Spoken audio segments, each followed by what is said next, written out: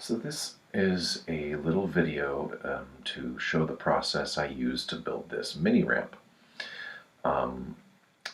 It can't be like other mini ramps. You can't just set it on the ground because this is Alaska and the ground freezes in winter, and the ground does not freeze uniformly. Some parts raise up a little bit more than others, and if you just put a ramp on the ground, you'll end up with an unlevel ramp in the wintertime. So what I did is I have this property I bought last year, and it has this little cabin on it, and the cabin has a kind of a covered carport kind of thing that is 12 feet wide by 16 feet long. Not very big for a mini ramp, but I was able to put one in there using 4 of the support posts that already exist for that carport, and I had to make 4 of my own, and I had to sink those support posts below the frost line. So that was the most challenging part of the project. And so it kind of sat, the ramp kind of sat on these 2x6s, these 16-foot long 2x6s that ran the length of those support posts. So it's still a little work in progress, but it's pretty much done.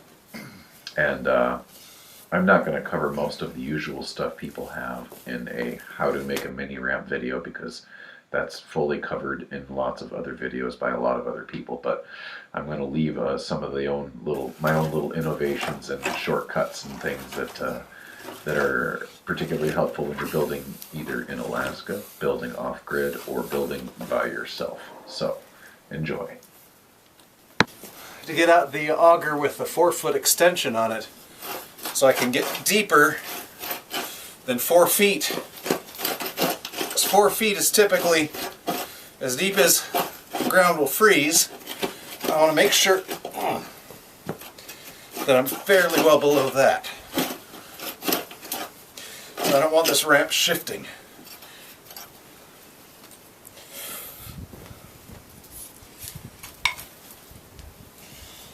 Let's check our depth.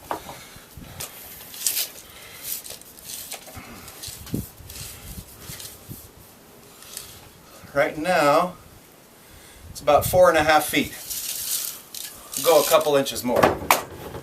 So I hit a rock and couldn't go any farther. I'm going to go ahead and drop down this treated 4x4. This is going to be kind of a corner of the ramp. I'm going to attach another 2x6, a 16-footer going that way. I'm going to attach a 2x4 going that way, just to make sure that I'm exactly 8 feet out from the other 2x6. So digging these 2 holes for the posts on the end really took it out of me. I kind of marked the places for the next 2 holes to go. There will be 4 posts, but for now, the rest is going to have to wait for another day.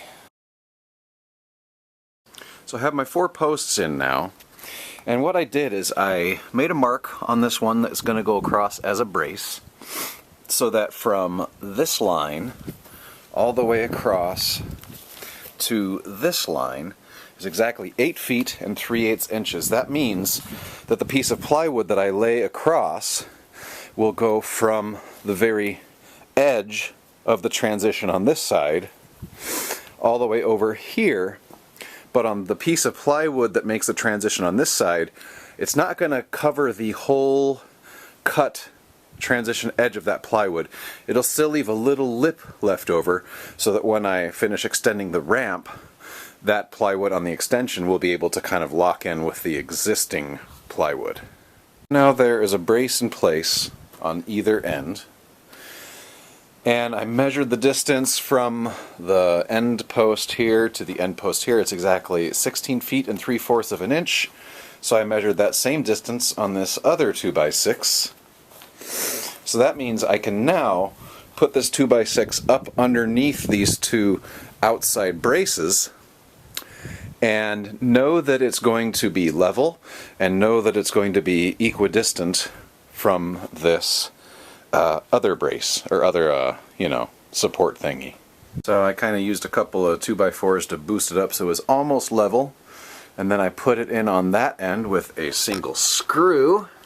Now, since I have it marked off at 16 feet 3/4 inches. I'm going to put my level here. I'm going to line it up with my mark. I'm going to know that we're good.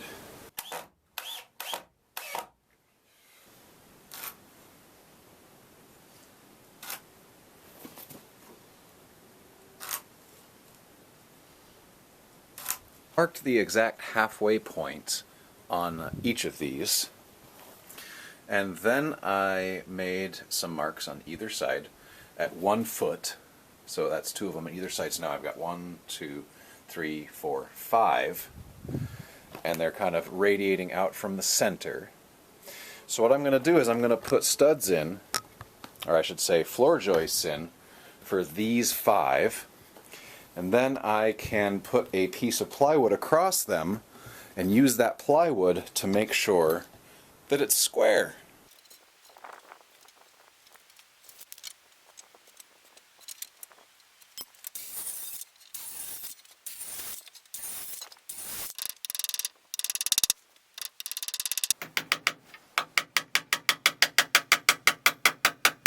So I've finished putting in my, what are essentially floor joists for the flat bottom part of the ramp. See, I secured them with 3 nails on the outside, plus I put this little piece of 2x2 on the inside as a brace underneath it, and I nailed that in from either side. So now I can put a piece of plywood on here to make sure things are square, because you can see I haven't attached it to these middle posts yet, because I don't know when, if I were to put those middle posts to it before it's square, what I think is vertical for these posts might not actually be vertical. Because as you can see, I can still wiggle the whole thing a bit. So if I put that piece of plywood on there, it ought to make it square, and so that I don't have to worry about that anymore. Once I make it square, I will attach these posts, and I will reinforce all posts with lag screws, which I haven't done yet. So check out the size of some of these rocks that I had to dig up. This was quite a chore with the shovel and the post hole digger.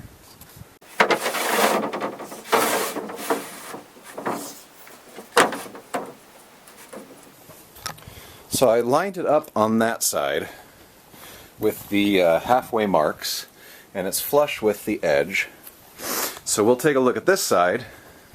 So it's got 1 halfway mark, and it's got that 3/8 of an inch, and it's got that other halfway mark, so it looks like we're actually square already. I really lucked out there. Now that I've got the posts all secured with at least 3 screws or nails, it's time to fill the holes back in with dirt.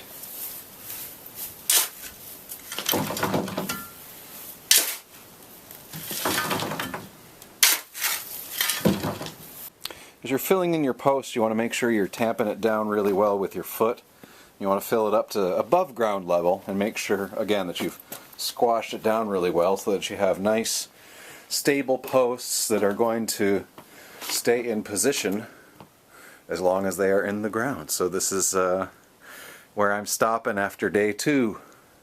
So I've got the side rails for support, and I've got the flat bottom. Next, I'm going to have to cut that transition. So I got my 3/4 inch pieces of plywood out, and I drew a line down each, dividing it into 2 pieces lengthwise. So what that will let me do is have 1 half be the deck and have the other half be the transition, so I can cut one like that. And since it's only a 2-foot tall mini ramp, I can cut the other one kind of like that.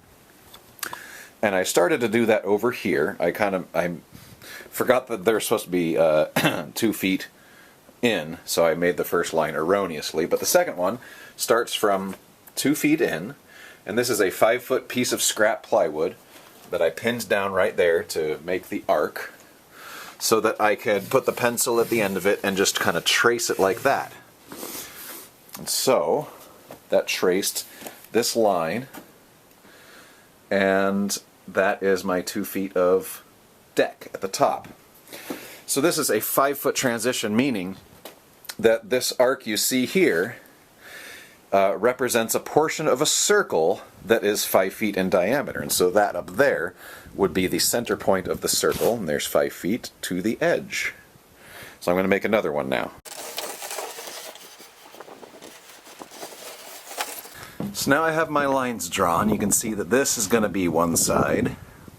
If you follow the line, you'll see that over here is going to be the deck, and that's the transition for the other side. So we'll get this kind of,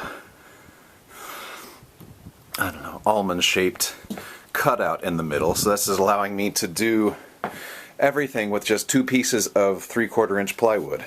Now it's time to cut out the transitions with the jigsaw. Unfortunately, my jigsaw is not 18 volt like most of my off-grid building tools, so I'm going to have to plug it into the generator here. I used some screws to pin down the plywood so that it wouldn't budge. I tend to do lots of pinning of support things because that's the way you have to do it when you work alone. Anyhow, let's get the generator going and I'll make this cut. So I've got my 4 pieces cut now. So it gets kind of flimsy down there towards the bottom. Normally people have it 3.5 inches there at the bottom to fit 2x4s. I'm not doing it that way because I already have my 2x4s down here sunk into the floor. Because of the limited headspace, I wanted the ramp to be as low as possible. So what's going to happen is it's going to kind of sit here. It's going to sit here like that. Got my flat top deck. And that piece of plywood, shoot, it fell down. And that piece of plywood is going to kind of come down here and then sit flush up against that. So it's probably going to end up scooting that back a little bit more.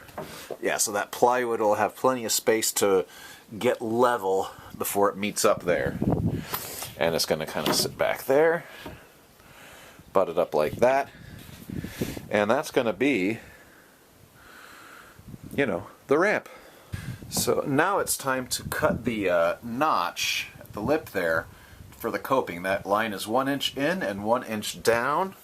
So I'm just going to go ahead and use my circular saw to cut that out.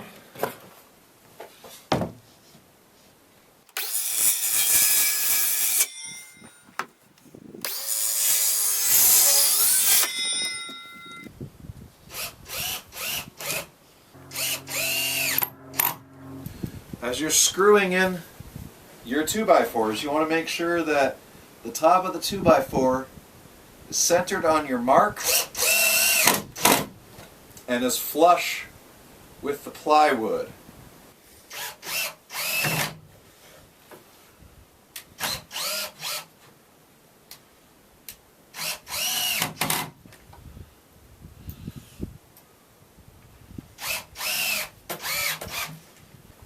So from the top, where I've got the kind of the nest for the coping, I measured down 8 inches and I made a mark at every 8 inches, and so I'm putting them in.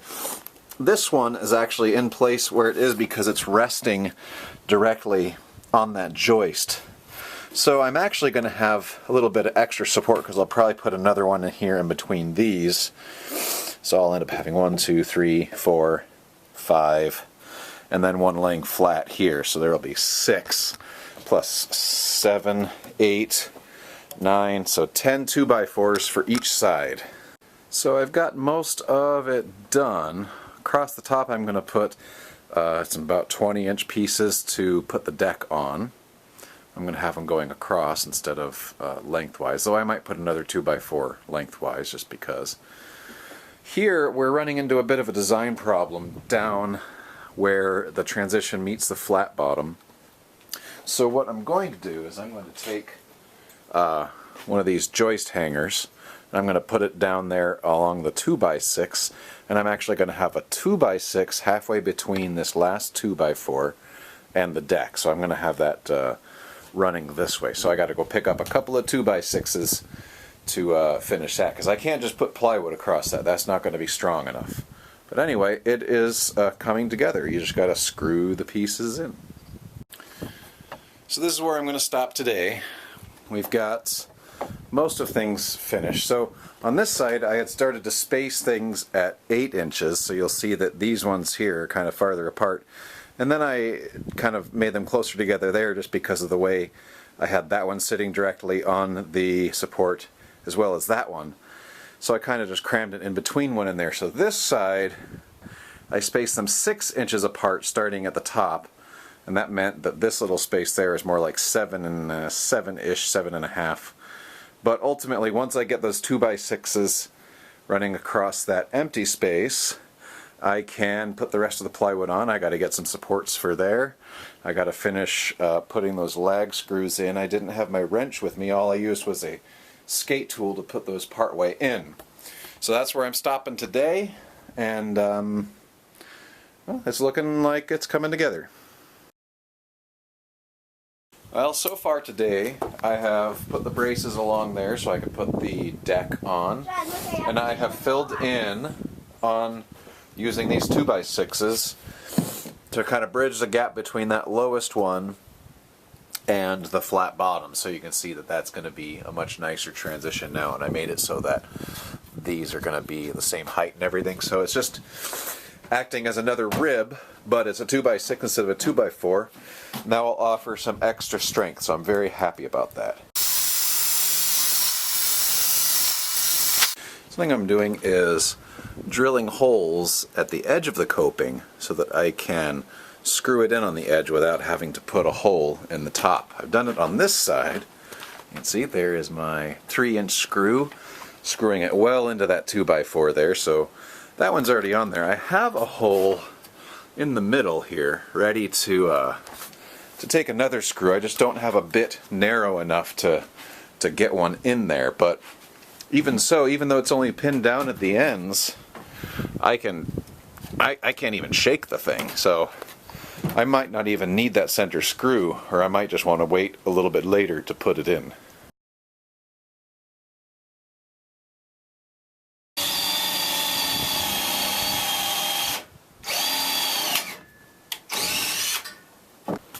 So to go from here up to this stud here, I need a piece of plywood that's 46 5/8 inches wide by 8 feet long, of course. I can't quite get all the way with a 4-foot piece, so what I have to do is I have to kind of trim off the edge of a piece of plywood here. So I measure 1 3/8 inch in, and I make a bunch of marks. I use a piece of plywood, the factory cut edge, as a straight edge to connect those marks. So I know that when I cut this 1 3/8 strip off, it'll be 46 5/8. Then I screw it down to the top of the deck here so that I can be confident that it's going to stay in place while I cut.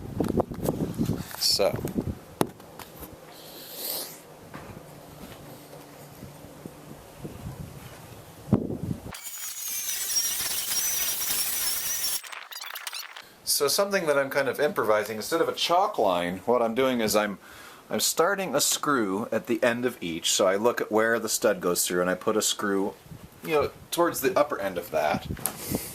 And then I do one on the other end, and then I just kind of let this strip lay across as kind of a guide.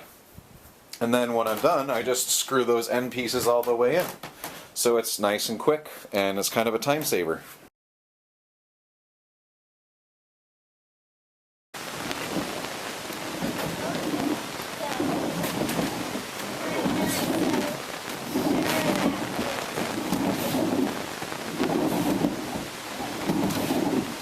So the ramp is pretty much done. I think I'm going to have to get some masonite or something because the surface does need a little work. The pipe is really rusty, so I'm either going to grind that off or get new pipe. But it's good enough for me to start learning lip tricks. So, let's see. So one day I will learn how to rock and roll. Okay.